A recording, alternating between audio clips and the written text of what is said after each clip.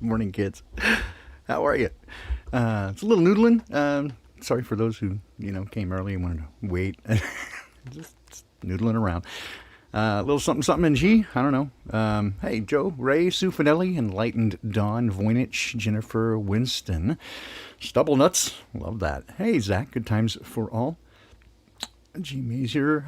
Who else we got here? Mark Bloom. Welcome, my friend. Hey guys. We'll just, I guess, jump right in this morning. Thanks to those who were with us yesterday. Had some interesting conversations afterwards. A lot of people responded pretty quickly to the idea of Exodus and what to do. And, I think I was a lot of talk, and I did, 2 hours. It was a little longer than I normally go by myself. And but I think again, just to touch on the basics, there's so many people planning to leave social media, especially around the warnings that we get October 1st from Facebook. And it is, kind of a statement, but since they're paying people to get off, I don't know. It's just like, again, my take on it is I don't plan to leave. I'll probably cut back just because of other things, so I probably won't be as present on social media. But I say give them a finger. Stay there till they kick you off, man. I mean, you do what you want, but that's what I'm doing. I'm just going to stay there till they kick me off. Take the opportunity to share with people if I can, plant the seeds, and see what comes of it. But in terms of real life Exodus, yeah, I'm very interested in it. And no, it's not the first time I've thought of it. I mean, I've been, as I said, my wife and I have been discussing this idea for a number of years. And in fact, part of what led to our financial collapse we both lost our job, like all of our income within 6 weeks. It was devastating. She'd been working for nearly 20 years for the second largest legal firm in Seattle as a manager, and so she had a pretty good income. And I was touring with a couple of bands, front of house engineer, and it was my system. So as made a pretty good living, and was teaching on the side, and so we had fairly good income. And all of a sudden, everything dropped, and so. We didn't panic. We thought our plan at the time was to, immigrate, and we were looking at a couple of different places, Belize and Uruguay, and all right, looks like we've maybe picked up again. Sorry about that. I have no idea what was going on. It showed an excellent stream, then it showed buffering, so who knows what's happening. Okay, I think we're back. Who knows why? Everything seems to be going fine, and then it just does its own thing.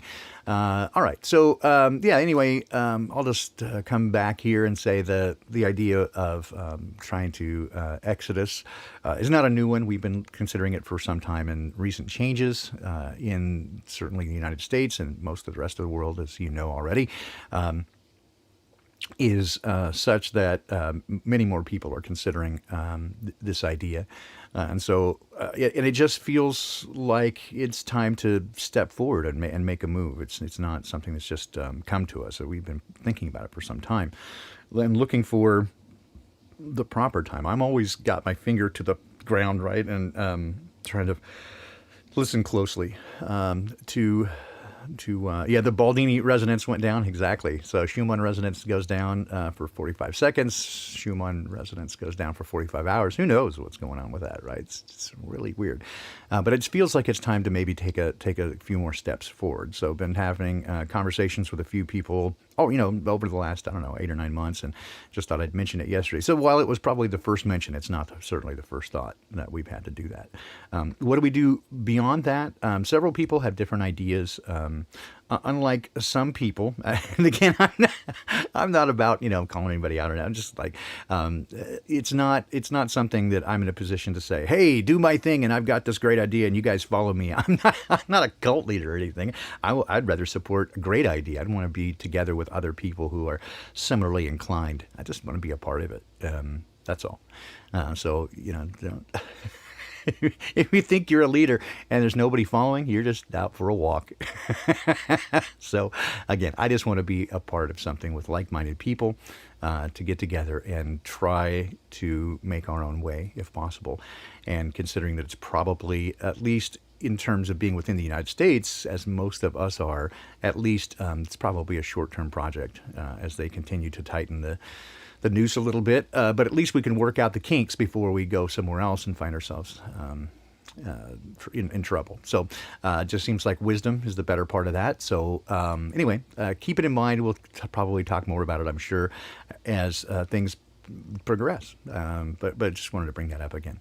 Well, again, welcome back. This is Ancient Wisdom for a Modern World. So we'll jump right into, I think we'll do, looking at probably doing a couple, maybe 3 chapters this morning, because I don't want to miss some of my favorite ones here. And yes, Jennifer, I think we have found the tribe. And so not Chiquita, I agree. Kind of not a leader, not a follower. Don't really follow. Just but like-minded people, right? Get together and we do things together as a group. And so that's where I'm at. Finding good, good people to do good things. All right. Let's see here. Kick this off. Let's begin in today's Proverbs 4 because we have some good advice here. So a father's wise advice. We'll begin there. My children, listen when your father corrects you. Pay attention and learn good judgment. For I'm giving you good guidance. Don't turn away from my instructions, for I too was once my father's son, tenderly loved as my mother's child. My father taught me to take words to heart. Follow my commands and you will live. Get wisdom. Develop good judgment. Don't forget my words or turn away from them. Don't turn your back on wisdom, for she will protect you. Love her and she will guard you. Getting wisdom is the wisest thing you can do. And whatever else you do, develop good judgment.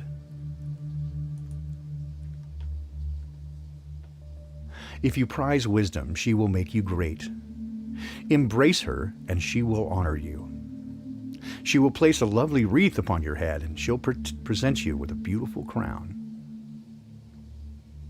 My child, listen to me and do as I say. You will have a long, good life. I will teach you wisdom's ways and lead you in straight paths. When you walk, you won't be held back, and when you run, you won't stumble. Take hold of my instructions and don't let them go. Guard them, for they are the key to life. Don't do as the wicked do. Don't follow the path of evildoers. Don't even think about it. Don't go that way. Turn away and keep moving, for evil people can't sleep until they've done their evil deed for the day. They can't rest until they've caused someone to stumble. They eat the food of wickedness and drink the wine of violence. The way of the righteous is like the first gleam of dawn, which shines even brighter until the full light of day. But the way of the wicked is like total darkness. They have no idea what they're stumbling over. My child, pay attention to what I say and listen carefully to my words. Don't lose sight of them. Let them penetrate deep into your heart. For they bring life to those who will find them, and healing to their whole body. Guard your heart above all else, for it determines the course of your life. Avoid all perverse talk and stay away from corrupt speech. Look straight ahead and fix your eyes on what lies before you. Mark out a straight path for your feet and stay on that safe path. Don't get sidetracked. Keep your feet from following evil.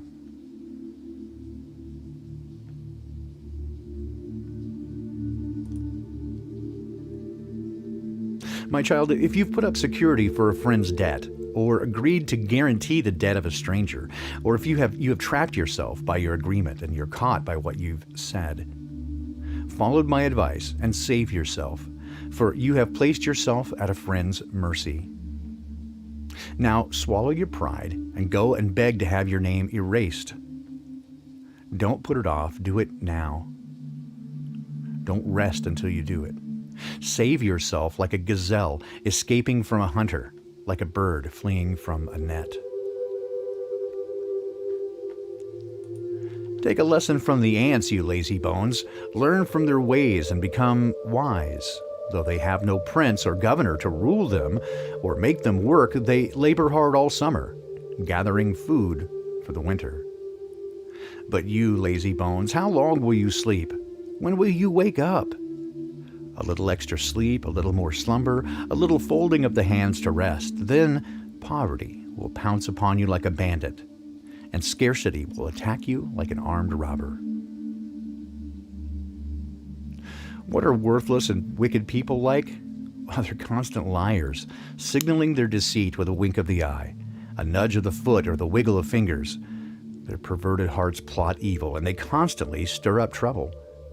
But they will be destroyed suddenly, broken in an instant beyond all hope of healing. There are 6 things the Lord hates. No, 7 he detests. Haughty eyes, a lying tongue, hands that kill the innocent, a heart that plots evil, feet that race to do wrong, a false witness who pours out lies, and a person who sows discord in his family. My son, obey your father's commands. Don't neglect your mother's instruction. Keep their words always in your heart and tie them around your neck. When you walk, their counsel will lead you. When you sleep, they will protect you. When you wake up, they will advise you. For their command is a lamp, and their instruction is a light. Their corrective discipline is a way to life. It will keep you from the immoral woman, from the smooth tongue of a promiscuous woman. Don't lust for her beauty. Don't let her coy glances seduce you, for a prostitute will bring you to poverty. But sleeping with another man's wife will cost you your life. Can a man scoop a flame into his lap and not have his clothes catch on fire? Can he walk on hot coals and not blister his feet? So it is with the man who sleeps with another man's wife. He who embraces her will not go unpunished. Excuses might be found for a thief who steals because he's starving. But if he's caught, he must pay back 7 times what he stole, even if he has to sell everything in his house. But the man who commits adultery is a fool, for he destroys himself. He will be wounded and disgraced. His shame will never be erased. For the woman's jealous husband will be furious, and he will show no mercy when he takes his revenge. He will accept no compensation, nor be satisfied with the payoff of any size.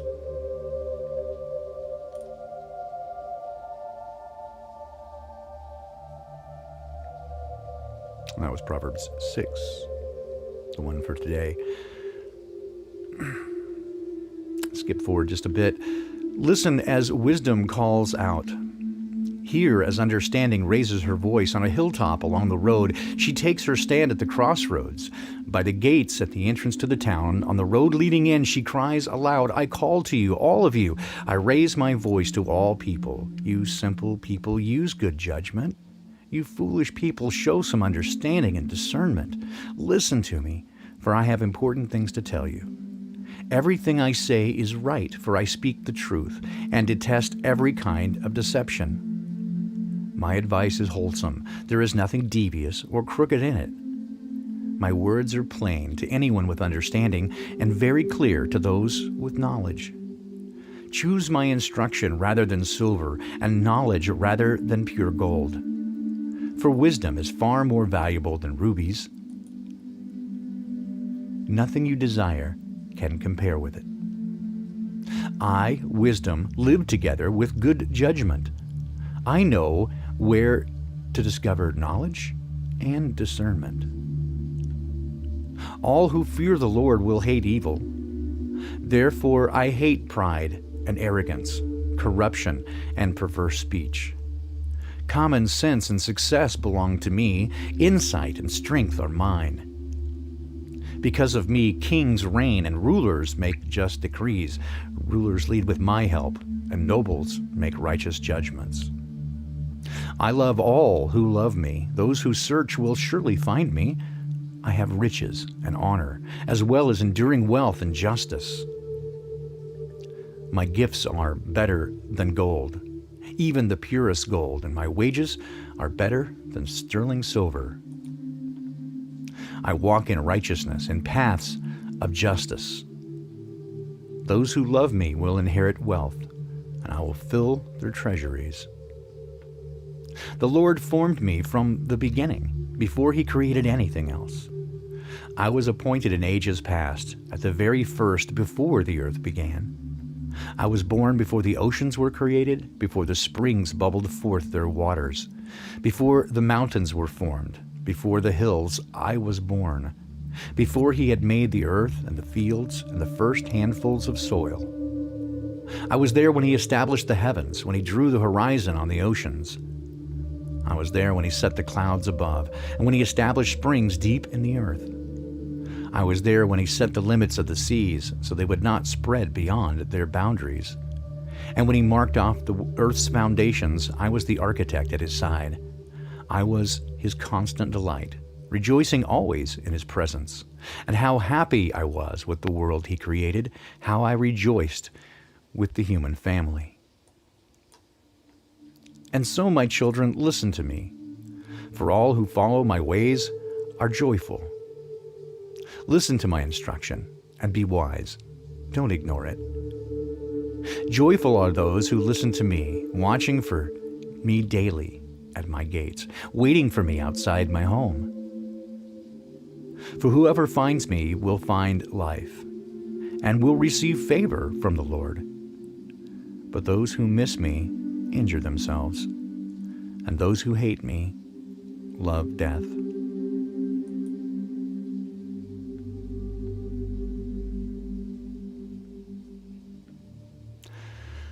So excerpts from Proverbs 5, 6, 8. Again, ancient wisdom for a modern world.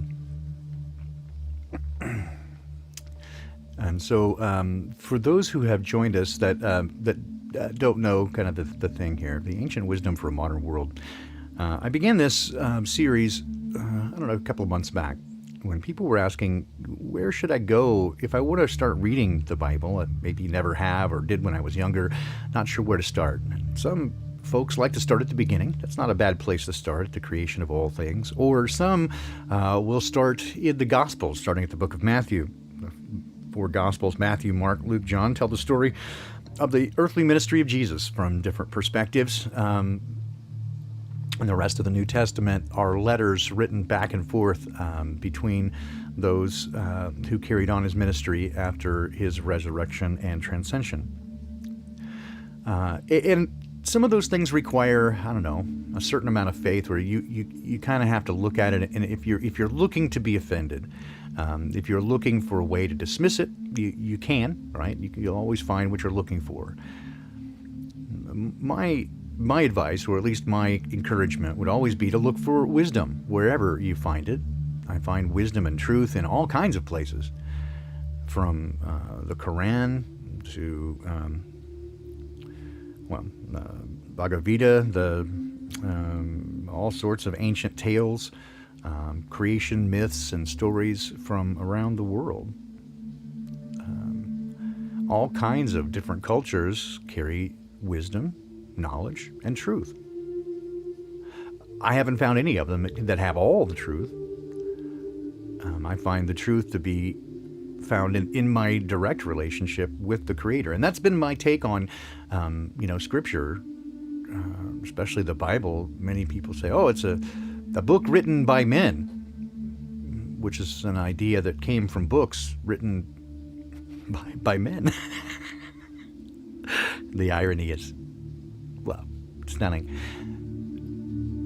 But I find that there is such indelible wisdom contained here that, again, my challenge is for people. There are 31 chapters in the book of Proverbs. There are 31 days in some months, 30 in others, 28 in one. Just to read the chapter for the day. So on the first day of the month, you read Proverbs chapter 1. On the second day, read Proverbs chapter 2. My encouragement is always to do it very first thing in the morning, a cup of coffee.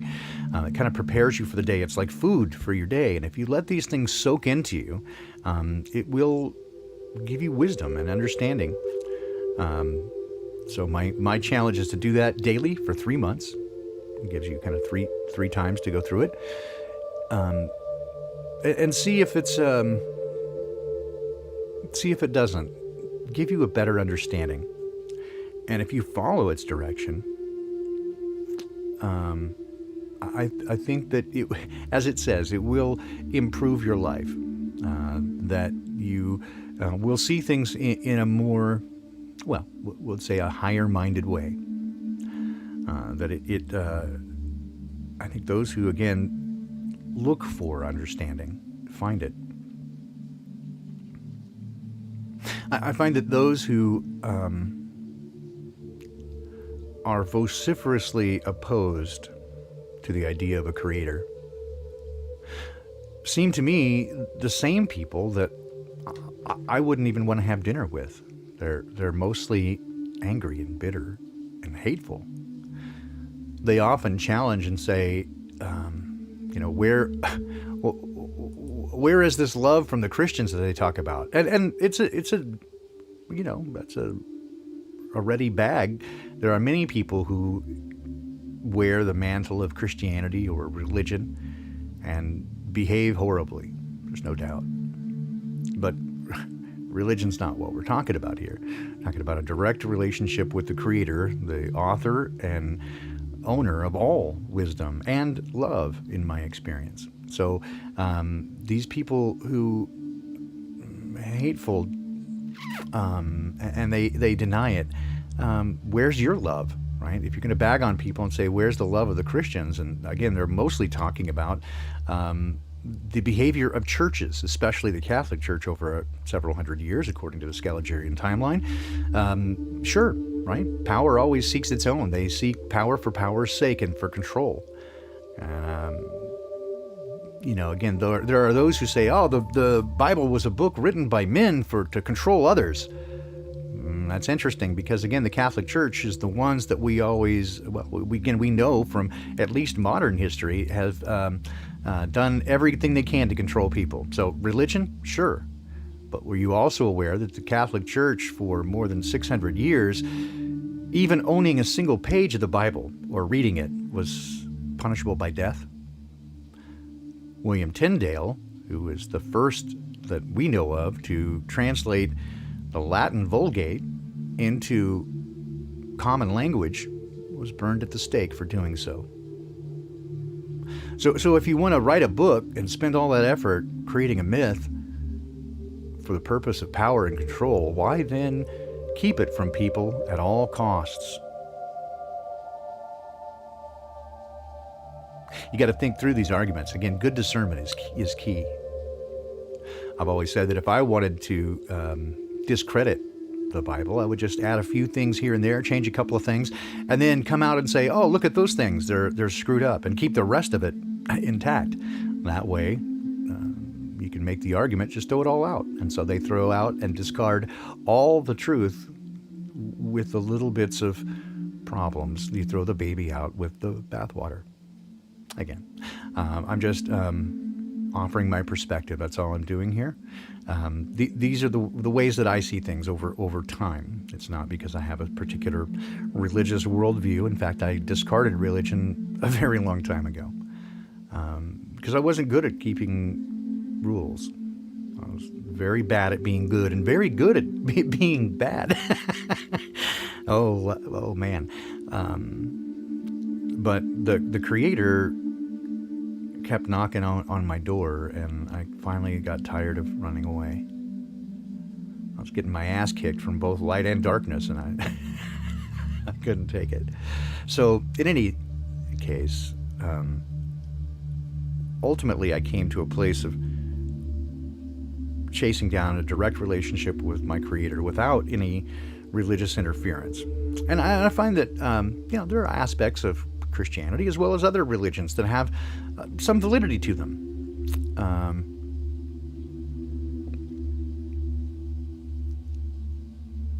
But yeah, Jennifer. Oh yes, absolutely. I was. Oh my. So yeah. Anyway, so what I do is I can share my experience and my observations with you. I make it a point not to try to convert, convince, or otherwise, get people to come over to my point of view. I don't think that's my responsibility, and I certainly wouldn't want it. But I do have experience with the Creator in a way that has fundamentally changed my life for the better. And of course, I would want that for others. And so those people I care about, I would absolutely want to share with them the possibility that they could have such an experience themselves. And again, I never want to be in a position of being. I don't consider myself a teacher or a minister in any way. I'm just a guy trying to figure it out. And and I want to help because the love that I've been offered from the Creator is such that once you experience it, then you want to offer that to others. It's healed my heart from a variety of wounds. So that having been said, again, it's just something that I want to share with others. Like I said, I'm just a guy, and I don't. I'm never gonna say, hey, for $99 a month, I'll teach you the secret code, because there's not one, right? There's no secret decoder ring. There's no secret path. All I can say is, again, I'll quote scripture: "If anyone lacks wisdom, let him come to the Father and ask, and He gives to all who are willing, freely." If you open your heart and you truly ask for wisdom, and you want to have a relationship with Dad, you can. And that's just my encouragement. I don't have anything special I can give you other than encouragement, right? And I can give you, I can offer love and support and encouragement. These things I have. But and I have maybe some insights from time to time, but mostly those are for me. All my relationship with Dad is mostly specific to me, right? How to change my heart. It's not about condemning others or these are the right ways and you should tell other people to do this or they're in trouble, right? That's just not how He is, and that's not how I am. Again, almost all of the communication between Dad and I are His changing my heart. And that's, I don't know, that's what I've got to offer. Sure, Flange, but I'm not trying to hypnotize you. Listen only to my voice. No, not going to do that. That's just not where I am. And again, I try to stay away from spurious claims or claims of, positive claims of specificity, to say these things are right. There are some things that I think are right from my perspective because it's confirmed in my spirit and I have observation that these things seem right to me. But again, it's one perspective on a big, huge world, right? And so from my perspective, that may be right. But who am I to say what's right for another? It's not my place. What I do know from my experience is that Dad is trustworthy and He is good, and the very definition of love. This is what I've come to, and I can offer that to others by just saying, if you want to have that relationship, you can. And it doesn't come through me. It doesn't come through a religion. It doesn't come through any magical ritual. It just doesn't happen that way. It comes from the willing heart and a contrite spirit who wants to get to know Dad and learn to love. That's where it comes from I would say. With that in mind, again, I just encourage people to take that moment, right? And I would throw this at you. There is in the book of Psalms, it's written mostly by legendary King David. Songs, right? Poems, that sort of thing. There's a line in there that says, "Be still and know that I am God." And Dad once presented it to me this way, and I loved it, and I'll pass it on to you. Be still and know that I am God. Be still and know that I am. Be still and know. Be still. Now, be. Well, that's what I had to offer to you today. I agree, Winston. If love is not the motive, God is not involved. Absolutely. And take that for what it's worth.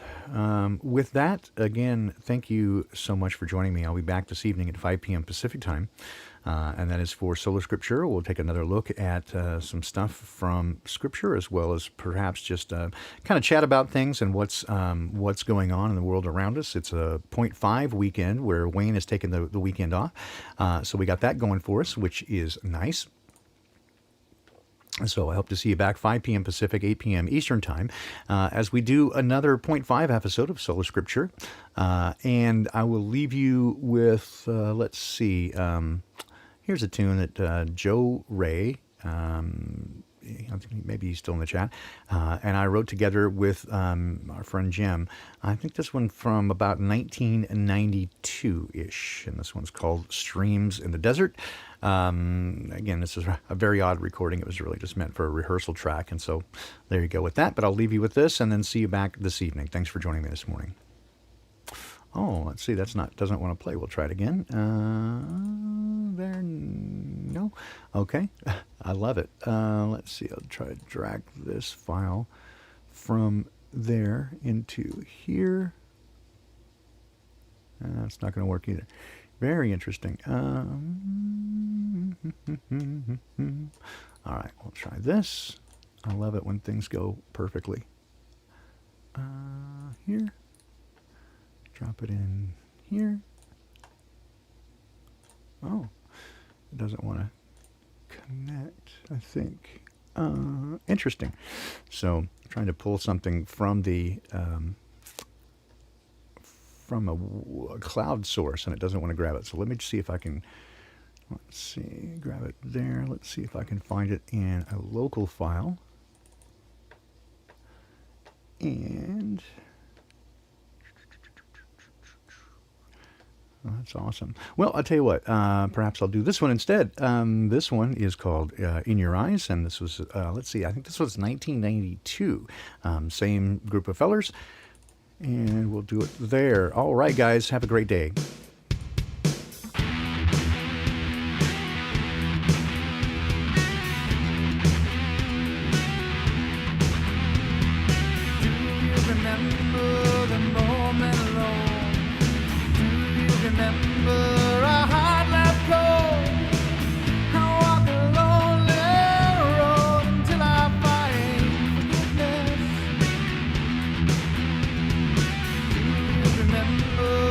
Feeling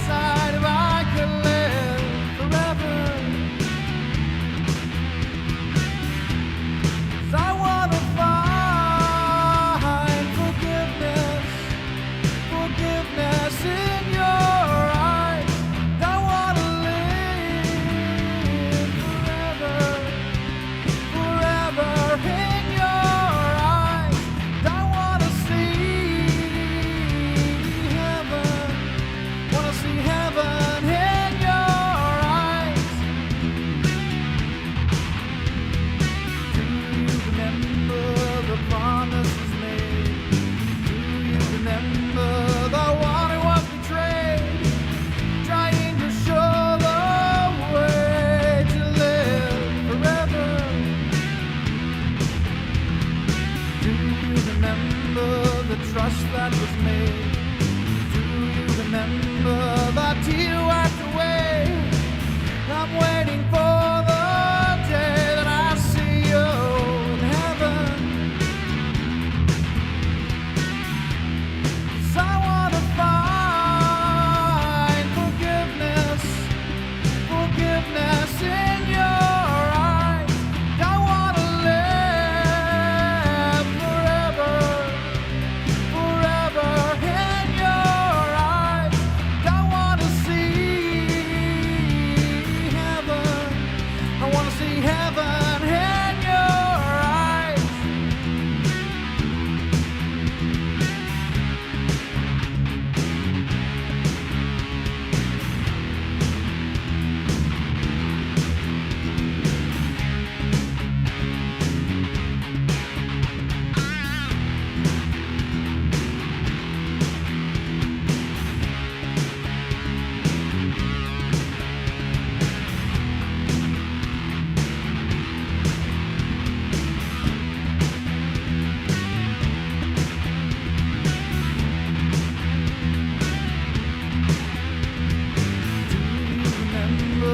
The day it began. Do you remember just how far you ran, trying to save the day and live forever? Do you remember the dream you were shown? Do you remember the peace you'd known?